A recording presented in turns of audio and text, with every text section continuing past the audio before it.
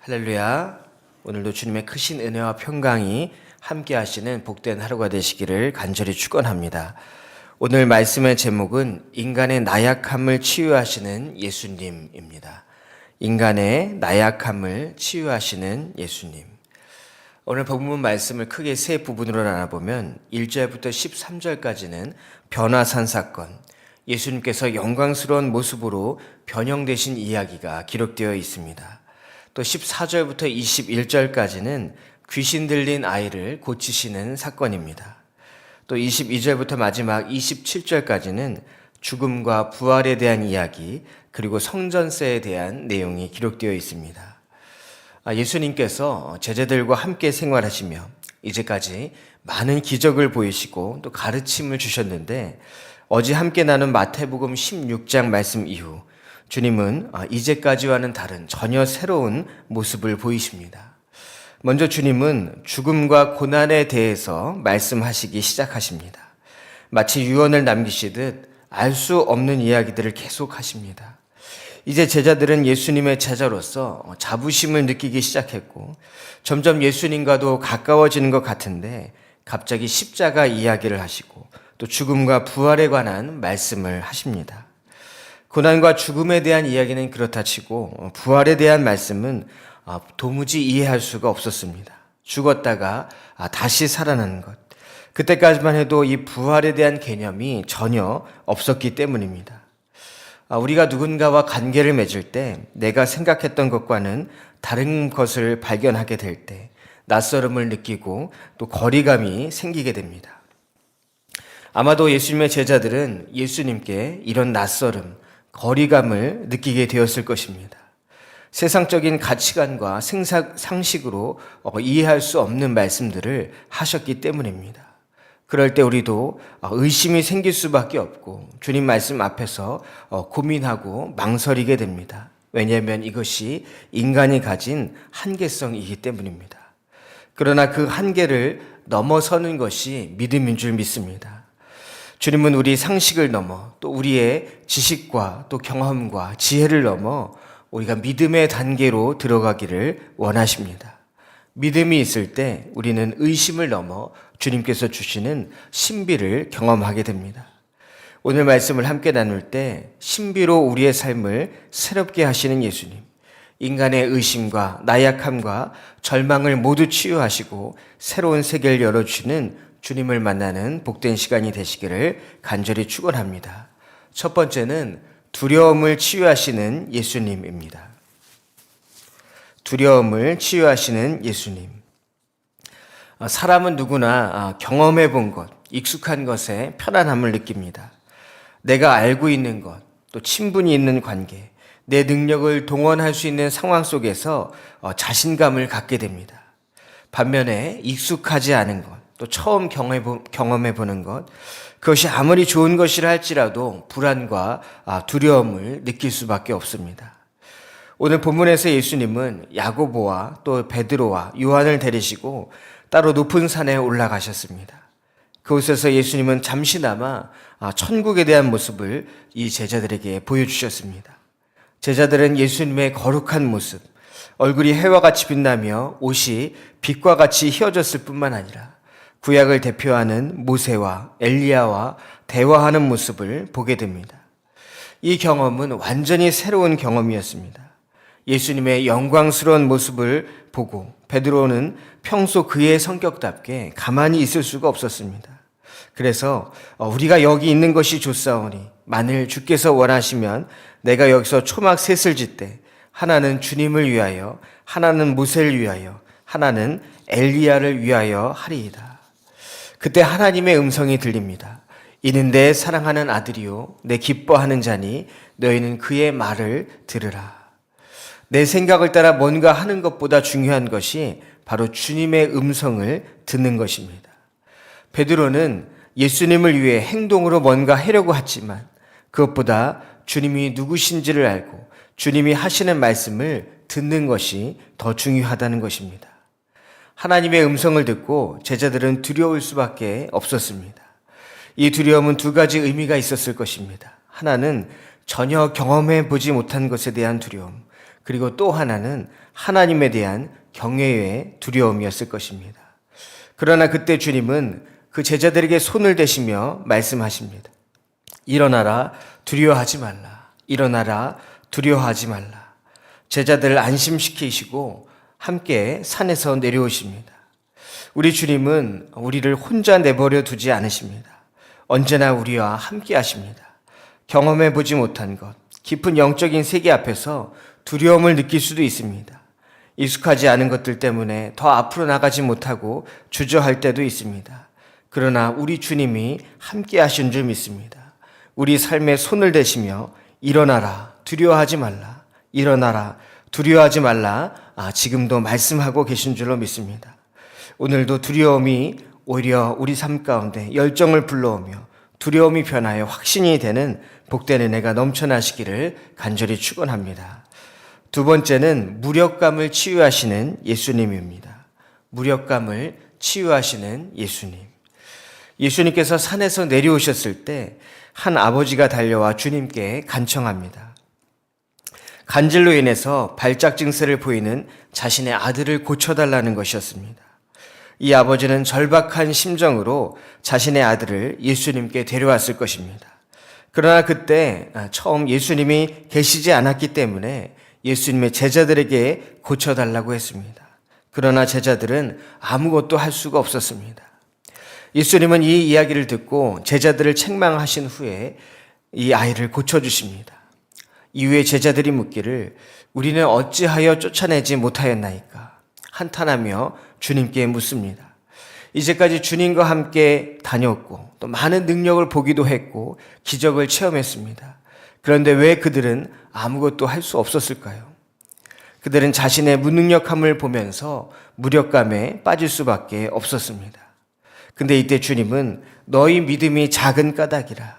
진실로 너희에게 이르노니 만일 너희에게 믿음이 겨자씨 한 알만큼만 있어도 이 산을 명하여 여기서 저기로 옮겨지라 하면 옮겨질 것이요 또 너희가 못할 것이 없으리라. 믿음이 작은 까닭이라. 믿음이 작다는 것은 너무 작아 보이지 않을 정도의 믿음이라는 것입니다. 그런데 이 비유를 하시며 겨자씨 말씀을 하십니다. 작은 것을 말씀하시며 겨자씨 말씀을 하십니다. 이것은 믿음이 무엇인가를 설명하는 것입니다.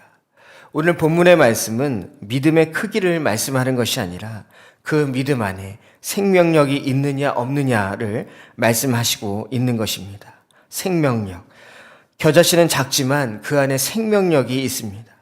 겨자씨 자체는 작은 것이지만 그 안에는 하나님이 창조하신 어마어마한 생명력이 깃들어 있습니다. 믿음은 무엇이냐?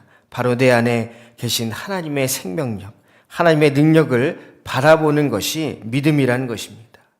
왜 우리가 무력감에 빠질까요? 왜 능력이 없다고 생각할까요? 왜냐하면 내가 하려고 하기 때문입니다.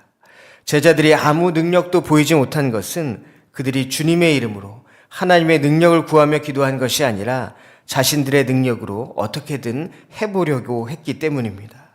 그런데 우리 주님은 이 제자들을 향해 말씀하십니다. 겨자씨 한 알만큼만 있어도, 겨자씨 한 알만큼만 있어도 하나님을 향한 믿음은 아무리 작다고 해도 그 안에 하나님이 창조하신 무한한 능력을 갖고 있습니다. 그러기에 우리 안에 겨자씨 한 알만큼의 믿음만 있어도 그 믿음이 하나님을 믿는 믿음이라면, 하나님의 생명력이 담겨 있다면 어떤 일이든 행할 수 있다는 말씀을 하고 계신 것입니다. 혹시 내가 무언가 해보려다가 또 내 능력 없음으로 인해서 좌절하거나 무력감에 빠질 때가 있습니다. 나 자신을 의지하던 것, 내 능력으로 어떻게 해보려고 했던 것, 이 모든 것을 다 내려놓고 우리 믿음 안에 담겨 있는 하나님 창조의 생명력을 바라보며 하나님의 능력과 연결되고 또 하나님의 무한한 능력으로 승리하는 복된 삶이 되어야 할 줄로 믿습니다. 세 번째는 외로움을 치유하시는 예수님입니다. 외로움을 치유하시는 예수님. 인간은 누구나 외로운 존재입니다. 그래서 누군가와 관계를 맺으려고 합니다. 함께 있으려고 합니다.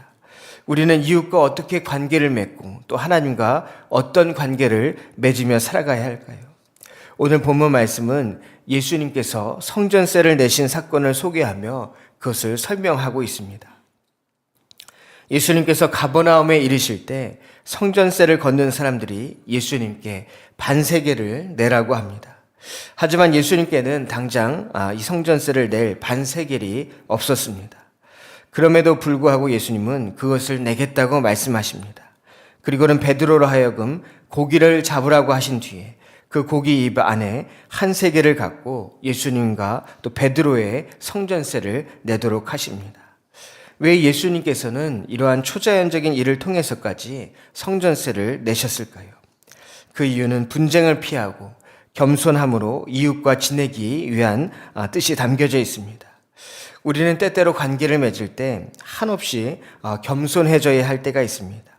어떤 사람들 앞에서는 몇 번이고 이해하고 또 이해하고 인내해야 관계가 유지되는 경우도 있습니다. 우리가 이웃과의 관계에서 손해보는 것 같으면서도 참고 인내하고 때로는 말도 안 되는 요구까지 들어줘야 하는 것은 우리가 이 땅에서 함께 살아가고 있기 때문입니다. 그러기에 늘 겸손하게 자신의 부족함을 돌아봐야 합니다. 혹시나도 다른 사람에게 이러한 것을 요구하는 사람은 아닌지. 이것이 바로 외로움을 치유하는 방법입니다. 혼자 있어서 행복한 사람은 없습니다. 사람은 누구나 함께 할 때 기쁨을 느끼게 되기 때문입니다. 외로움을 치유하는 방법은 함께 하는 것입니다. 그런데 누구와 함께 할 것인가? 우리 주님과 또 믿음의 사람들과 함께 할 때 이 외로움의 문제를 치유하게 되는 줄 믿습니다. 외로움을 치유하는 또 하나의 방법은 우리가 누구에게 속한지를 바로 아는 것입니다. 우리가 누구에게 속한지를 바로 아는 것입니다. 예수님과 베드로의 대화 속에서 세금 문제를 통해 하나님과의 관계를 설명하는데 우리는 세상에 속한 자가 아니라 하나님께 속한 자, 곧 하나님의 아들이라는 것을 말씀하고 있습니다.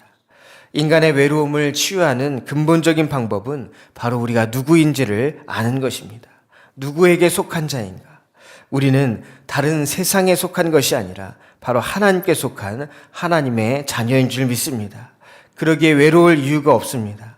하나님은 우리 모두와 관계하시며 또 우리를 날마다 도우시며 우리의 아버지가 되어주시기 때문입니다. 그러므로 삶 가운데 문제를 만나게 될 때, 또 특별히 외로움의 문제 앞에서 물질이 아니라 사람이 아니라 세상의 여러 우상들이 아니라 우리 주님께 그 모든 문제를 아뢰시기 바랍니다. 맥스 루케이도의 책 예수의 유산이라는 책에는 그의 친구 웨스 비숍이라는 사람을 소개하고 있습니다. 이 웨스 비숍이라는 사람은 매우 성실했고 또 믿음의 삶을 산 한 가정의 가장이었습니다. 그런데 갑자기 뇌종양이 발견되었습니다. 그의 친구들은 또 가족들은 그가 치유되기를 날마다 모여서 간절히 기도했습니다. 하지만 수많은 사람들의 기도에도 불구하고 그의 상태는 좋아지지 않았습니다. 우리도 때로는 기도하는데 왜 결과가 좋지 않을까 낙심할 때가 있습니다. 그런데 중요한 것은 그 일의 결과가 아니라 기도의 그 결과가 아니라 내가 얼마나 하나님과 연결되어 있느냐는 것입니다. 결국 이 맥스 루케도의 친구 웨스 비숍은 상태가 안 좋아져서 임종을 맞이하게 되는데 죽기 이틀 전에 이 웨스 비숍은 강하게 주님의 이름을 부른 뒤에 주님, 제 삶을 지금까지 인도해 주셔서 감사합니다. 이제 주님께로 갈 준비가 되었습니다. 언제라도 저를 데려가십시오. 이 고백을 하고 이틀 뒤에 임종을 맞이하게 됩니다. 맥스 루케이도는 이 친구를 보면서 결심합니다. 나도 이 친구처럼 살고 싶다. 오래 사는 것이 문제가 아니라 건강하게 사는 것이 문제가 아니라 이 순간, 매 순간 하나님과 연결되는 삶, 하나님과 친밀한 삶을 살고 싶다는 고백이었습니다. 언제라도 주님께로 갈 준비를 하는 삶, 그것은 언제나 주님과 동행할 때 가능한 것입니다. 주님은 우리가 이 땅에서 외로운 존재로 죽음과 싸우고 물질과 싸우고 또 성공과 싸우며 살아가는 것이 아니라 주님과 함께 이 모든 것을 누리며 하나님의 자녀로 살아가기를 원하시는 줄 믿습니다. 우리 안에 있는 두려움, 또 무력감, 외로움, 이 세 가지의 문제는 인생 가운데 항상 만나게 되는 문제입니다. 주님은 우리가 이러한 문제 앞에 서게 될 때 우리에게 손을 대시며 일어나라 말씀하고 계신 줄로 믿습니다. 더 존귀한 삶으로 인도해 주신 우리 주님, 날마다 승리하게 하시는 우리 주님과 함께 두려움과 또 무력감과 외로움의 모든 문제를 극복할 수 있는 우리 모두가 되시기를 간절히 축원합니다. 기도하겠습니다. 사랑의 주님, 감사를 드립니다. 오늘도 말씀과 기도로 하루를 시작하오니 우리와 동행해 주시옵시고, 날마다 삶 가운데서 만나는 두려움, 무력감, 외로움의 모든 문제들 앞에서 주님만을 바라보며 승리하는 복된 삶을 살 수 있도록 주님 도와주시옵소서. 또한 우리가 삶 가운데 늘 감사와 겸손함으로 주님의 뜻을 구할 수 있도록 주님 도와주시옵시고, 우리에게 맡겨주신 모든 사명들을 감당하는 복된 인생이 되게 하여 주시옵소서. 오늘 이 시간 간절한 소원들과 함께 드린 귀한 예물이 있습니다. 이 예물 위에 복 주시되 하늘에 속한 신령한 복과 땅에 속한 기름진 축복이 있게 하여 주옵시고, 믿음대로 소원대로 하나님의 선하신 뜻 가운데 응답하여 주시옵소서. 기도로 하루를 시작하오니 오늘도 주님께서 함께 하시는 복된 하루가 될 줄 믿사오며, 살아계신 우리 주 예수 그리스도의 이름으로 간절히 기도하옵나이다. 아멘.